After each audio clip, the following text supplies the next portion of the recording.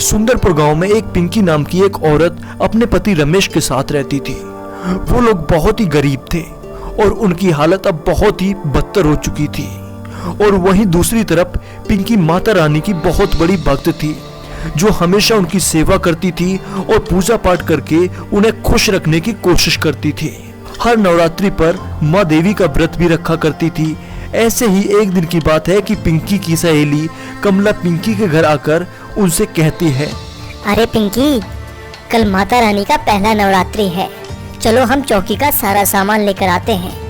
अरे नहीं, मैं अभी सामान लेकर नहीं आ सकती। रमेश जी अपने काम पर गए हुए हैं। जैसे ही वो शाम को वापस आएंगे तो उनके साथ अपने माता रानी की चौकी का सामान लेकर आऊंगी मैं। अच्छा, तो ये बात है। लेकिन अगर सोचो रमेश रात के समय पैसे लेकर नहीं आया तो फिर क्या करोगे? मेरे साथ चलो, मैं तुम्हें अपने पैसों से सामान दिलवा दूंगी। नहीं कमला, तुम चिंता मत करो, मैं समय रहते ही माता रानी की चौकी का सामान ले आऊंगी। पिंकी की बात सुनकर कमला वहां से चली जाती है।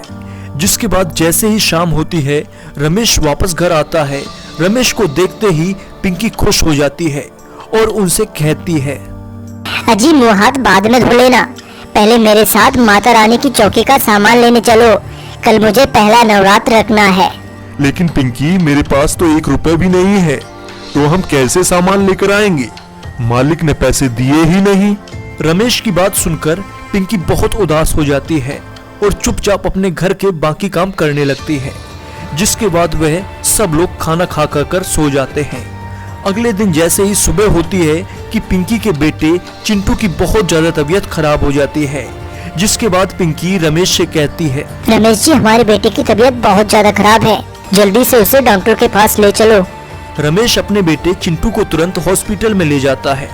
जिसके बाद डॉक्टर उसका चेकअप करते हैं और रमेश से आकर कहते हैं, देखिए, आपके बेटे के दिल में बहुत बड़ा छेद है, या तो आप 5 लाख रुपए का इंतजाम कर लीजिए या किसी ऐसे इंसान को ले आइए जो अपना दिल आपके बेटे को दे सके। डॉक्टर की यह सारी बातें सुनकर रमेश जोरों से रोने लगता है। क्योंकि ना तो उसके पास ऐसा कोई इंसान था जो उसके बेटे को अपना दिल दे दे, और ना ही उसके पास इतने पैसे थे कि वो अपने बेटे का इलाज करवा सके। ये सब बातें पिंकी सुन लेती है। जिसके बाद वह चुपके से डॉक्टर के पास जाती है और उनसे अपना दिल अपने बेटे को देने के लिए कहती है। कुछ ही घंटों में ऑपरेशन के बाद सभी डॉक्टर मिलकर पिंकी का दिल उसके बेटे के शरीर में ट्रांसफर कर देते हैं। जिसके बाद पिंकी मर जाती है।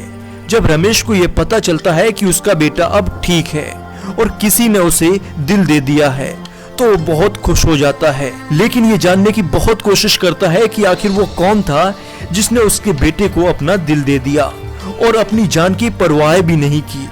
कई बार कोशिश करने के बावजूद भी उसे इस बात का पता नहीं लगता है। उसके बाद वह अपने बेटे चिंटू को अपने घर ले जाता है। घर आने के बाद उसे लगता है कि पिंकी उनकी परेशानियों से छुटकारा पाने के लिए उसे छोड़कर चली गई है। और वहीं दूसरी तरफ पिंकी एक चुड़ैल में बदल जाती है और वह अपने बेटे को देखने के लिए आती है। हे माता रानी, तेरा लाख लाख शुक्र है कि मेरा बेटा अब अपना जीवन सुखी से जी सकता है। चुड़ैल दूर खड़े अपने परिवार को देख रही होती है कि उतने में उसका मकान मालिक उसके घर आकर उसके पति से कहता है, 3 महीनों से ना तो किराया दिया है और ना ही बिजली का बिल भरा है। अब मैं तुम लोगों को और नहीं झेल सकता, इसलिए अंधेरा होने से पहले ही मेरे घर को खाली करके यहाँ से चले जाना, समझे? यह सब सुनकर चुड़ैल बहुत ज्यादा परेशान हो जाती है। जिसके बाद वह अपने पति रमेश और अपने बेटे चिंटू से बात करने के लिए उनके पास जाती है। लेकिन मरने के बाद उसे कोई भी देख नहीं पाता है। हे भगवान, ये क्या? मुझे तो कोई देख भी नहीं पा रहा। अब मैं अपने पति और बच्चे की मदद कैसे करूंगी और कैसे उनकी देखरेख करूंगी? शाम होते होते रमेश अपने बेटे चिंटू के साथ मकान को खाली करके अपने रहने के लिए जगह ढूंढते हुए जंगल की तरफ पहुंच जाता है। तभी जंगल में उसे एक झोपड़ी दिखाई देती है, जहां वो अपने बेटे चिंटू को लेकर रहने लगता है।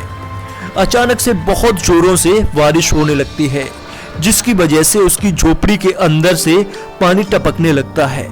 यह सब चुड़ैल देख रही होती है। जिसके बाद उसे यह सब देखा नहीं जाता है और वह तुरंत देवी माँ के मंदिर में जाकर मंदिर की घंटी जोर जोर से बजाने लगती है और देवी माँ की आरती करने लगती है। मैं तो आरती उतारूंगे संतोषी माता की, ओ मैं तो आरती उतारूंगे संतोषी माता की।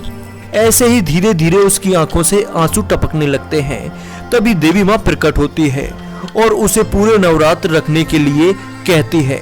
अगले ही दिन वह उसी झोपड़ी में माता रानी की ज्योति जलाती है, जिसके अंदर रमेश अपने बेटे चिंटू के साथ सो रहा होता है। जैसे ही रमेश और चिंटू सोकर उठते हैं, वो पिंकी की आवाज सुनकर अचंभित रह जाते हैं, जिसके बाद चिंटू चिल्लाते हुए अपनी माँ को बुलाने लगता है। माँ, आप कहाँ हो? कहाँ हो माँ आप? हमारे सामने आओ, हमें आपसे बात करनी है माँ। लेकिन पिंकी मर चुकी थी और चुड़ैल बन चुकी थी, इसलिए वो किसी को भी नजर नहीं आ रही थी। ऐसे ही धीरे धीरे हर एक नवरात्रि पूरा करती है और माता रानी की पूजा करती है, जिसके बाद आखिरी नवरात्रि में वे चुड़ैल होने के बाद भी माता रानी का प्रसाद बनाती है। लेकिन अब उसे 9 कन्या बैठाकर उन्हें माता रानी का प्रसाद खिलाना था। यह सब वो अपने मन में ही सोच रही थी। अब मैं क्या करूं? मुझे तो कुछ समझ ही नहीं आ रहा। मैं तो एक चुड़ैल हूँ, ऊपर से मुझे कोई देख भी नहीं सकता। अब मैं कन्या कैसे बुलाऊंगी और उन्हें कैसे खाना खिलाऊंगी? तभी अचानक से उनकी झोपड़ी के दरवाजे से अनोखी रोशनी निकलती है और दरवाजे से 9 छोटी छोटी माँ की जैसी दिखने वाली कन्या घर के अंदर आने लगती है, जो चुड़ैल को देख सकती थी। उनमें से एक कन्या चुड़ैल से कहती है, हम सब बहुत दुखी हैं, हमें माता रानी का प्रसाद खिला दो। चुड़ैल की आंखों से आंसू निकलने लगते हैं, जिसके बाद वह सभी को बैठाती है और अपने ही हाथों से माता रानी का भोग लगाकर कन्याओं को खाना खिलाती है। यह सब देखकर माता रानी बहुत ज्यादा प्रसन्न होती है और उसी समय उनके सामने प्रकट होती है और उससे कहती है, तुमने बहुत ही श्रद्धा और भक्ति से नवरात्रि रखे हैं, इसलिए मैं तुम्हें वरदान देती हूँ। आज के बाद तुम बिल्कुल इंसानों की तरह जीवित रहोगी और तुम अपने परिवार के साथ सुख और शांति से जियोगी। देवी माँ के इतना कहते ही कोकली चुड़ैल अपने इंसानी रूप में आ जाती है और उसी समय रमेश और चिंटू उसे देख लेते हैं, जिसके बाद चिंटू उसे गले लगा लेता है और जोर जोर से रोने लगता है। माँ, आप मुझे छोड़कर कहाँ चली गई थी? अब दोबारा मुझे छोड़कर मत जाना माँ। हाँ बेटा, मैं अब कहीं नहीं जा रही, मैं आपके साथ ही रहूंगी। इसके बाद पिंकी अपने पति रमेश को शुरू से सारी बात बताती है, जिसके बाद रमेश को भी रोना आ जाता है। उस दिन के बाद से पिंकी अपने पति रमेश और चिंटू के साथ खुशहाल जीवन जीने लगती है। दोस्तों, ये कहानी कैसी लगी कमेंट्स बॉक्स में बताइए। इसके अलावा इस वीडियो को लाइक करिए, चैनल पर नए हैं तो चैनल को सब्सक्राइब कर लीजिए। धन्यवाद। अब फिर से मिलेंगे अगली वीडियो में।